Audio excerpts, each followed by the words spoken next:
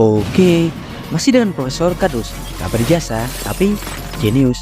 Tahukah Anda, mengapa ya proyek-proyek penelitian yang berhubungan dengan bidang keilmuan fisika nuklir, fisika partikel, dan mekanika kuantum umumnya berbiaya fantastis, super sangat mahal, hingga di kisaran puluhan, bahkan ratusan miliar dolar. Sebut saja mega proyek super mahal seperti di CERN atau LHC, Large Hadron Collider, atau di Tevatron Fermilab. Juga di laboratorium fusi matahari buatan seperti reaktor kurungan magnetik atau reaktor tokamak, juga reaktor kurungan inersia atau inersia confinement fusion, dan lain-lain. Ya, karena umumnya perangkat-perangkat instalasi yang digunakan pada proyek-proyek tersebut diwajibkan memiliki sifat superkonduktivitas tinggi. Di antaranya, yang pertama, wajib memiliki resistensi listrik 0. Kemudian, bahan harus memiliki transisi fase superkonduktivitas yang baik. Yang ketiga, dapat menciptakan efek Meissner, dan tentunya harus memiliki sifat elektromagnetisme yang tinggi.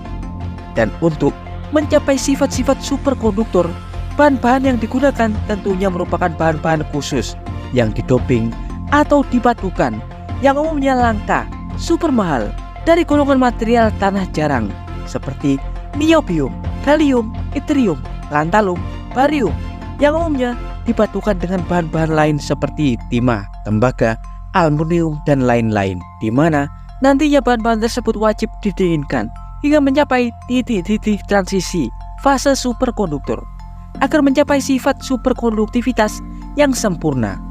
Ya, dan kali ini Profesor Kardus akan mengulas apa itu superkonduktor, fakta, sejarah, dan bagaimana prinsip kerja juga pengaplikasiannya untuk kepentingan sains dan teknologi. Tapi sebelum Profesor Kardus mengulasnya, jangan lupa like, subscribe, dan tekan tombol lonceng di channel Profesor Kardus. Tak berijasa tapi jenius, untuk mendapatkan informasi dan notifikasi terbaru dari sudut-sudut bumi dan sudut-sudut alam semesta lainnya. Tahukah Anda, sifat superkonduktivitas pertama kali ditemukan oleh Dr. Heike Kamerlingh Onnes tahun 1911, seorang fisikawan dan alkimiawan Belanda.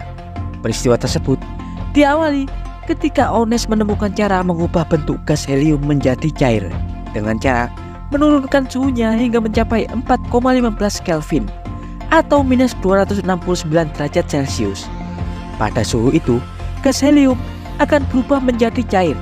Dari sanalah ia tidak sengaja menemukan sifat superkonduktivitas ketika pada 1911 ia meletakkan unsur atau sampel hidratrium atau Hg, air raksa, atau merkuri pada helium cair yang bersuhu minus 269 derajat Celcius. Setelah melakukan pengamatan dan mengalirkan arus listrik pada merkuri yang didinginkan dengan helium cair, saat itu ia mendapatkan perubahan sifat konduktivitas yang mengejutkan, di mana pada unsur merkuri tersebut diketahui mendapatkan resistensi arus listrik 0. Resistensi merupakan peristiwa terhambatnya aliran arus listrik seperti elektron atau ion pada suatu bahan. Diketahui pada bahan konduktor seperti tembaga, setiap aliran atau arus listrik yang masuk pasti mengalami resistensi, di mana jumlah aliran arus yang masuk dan keluar tidak sepenuhnya sempurna. Pada bahan konduktor seperti tembaga, saat Anda mengalirkan arus listrik, nilainya akan selalu berkurang saat arusnya keluar. Artinya, semakin panjang kabel, semakin banyak resistensi atau hambatan yang akan diterima. Tapi berbeda dengan bahan superkonduktor. Bahan superkonduktor tidak mengalami resistensi arus, di mana saat Anda mengalirkan listrik atau elektron pada bahan superkonduktor, elektron atau arus listrik akan mengalir layaknya air yang mengalir melalui pipa tanpa ada hambatan. Hal tersebut yang disebut dengan resistensi 0, karena bahan superkonduktor sama sekali tak menghambat arus listrik. Ya, pada saat percobaan tahun 1911 ketika Onnes mendinginkan merkuri dengan helium cair kriogenik, merkuri yang didinginkan diketahui mengalami perilaku 0 resistensi yang sempurna atau sama sekali tidak mengalami hambatan. Ya, perilaku tersebut yang kini disebut dengan sifat superkonduktivitas. Bahkan karena penemuan besar ini pada tahun 1913, Onnes diganjar dengan hadiah Nobel Fisika. Tapi diketahui, tidak semua bahan atau material yang didinginkan dengan suhu sangat ekstrim akan mendapatkan sifat superkonduktivitasnya. Diketahui, hanya bahan-bahan dengan kategori dan struktur atom khusus yang dapat mengalami sifat superkonduktor secara sempurna. Lantas, bagaimana bisa ya proses pendinginan suhu ekstrim pada bahan superkonduktor dapat menciptakan sifat superkonduktivitas yang sempurna? Ya, sebenarnya hal ini berhubungan dengan perilaku termodinamika di dunia kuantum. Seperti yang Profesor Kardus jelaskan sebelumnya, bahwa dunia atomik atau partikuler selalu bergetar. Pada suhu panas, partikel-partikel akan lebih energik, dan pada suhu dingin, partikel-partikel menjadi lebih tenang. Pada saat Anda mengalirkan arus pada bahan konduktor seperti kabel tembaga, arus listrik akan mempengaruhi struktur atom tembaga, terutama elektron. Pada atom tembaga ada dua jenis pita ikatan elektron, yakni pita valensi dan pita konduksi. Yang pertama adalah pita konduksi, di mana elektron-elektron yang terdapat pada pita konduksi merupakan elektron yang terikat dengan erat pada inti atom.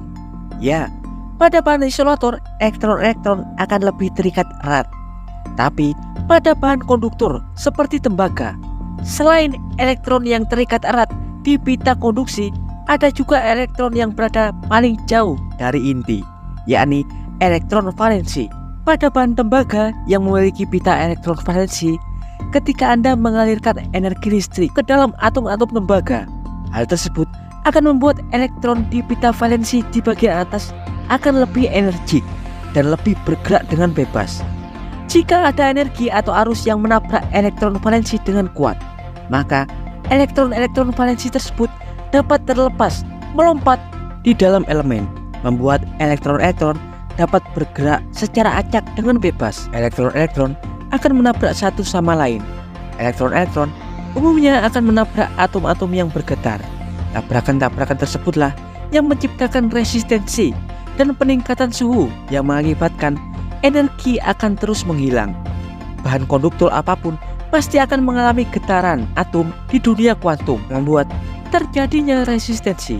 Tapi berbeda pada bahan superkonduktor yang telah didinginkan dengan suhu ekstrim. Pada bahan superkonduktor, getaran dunia kuantum tak terjadi. Atom-atom menjadi lebih tenang.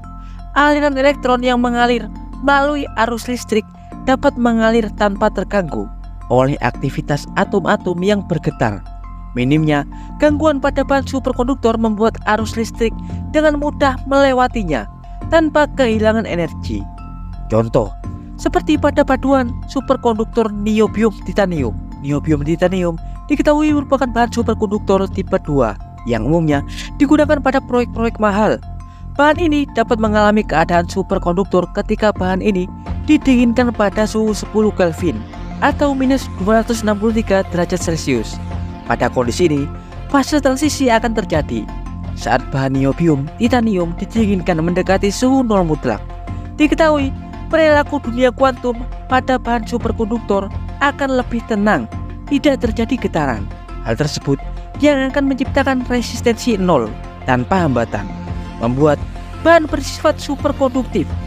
Saat Anda mengalirkan arus pada bahan superkonduktor berbentuk melingkar atau toroidal, daya atau arus tersebut akan terus berputar stabil tanpa mengalami penurunan energi. Selain itu, bahan superkonduktor yang mengalami pendinginan ekstrim juga akan mengalami efek Meissner.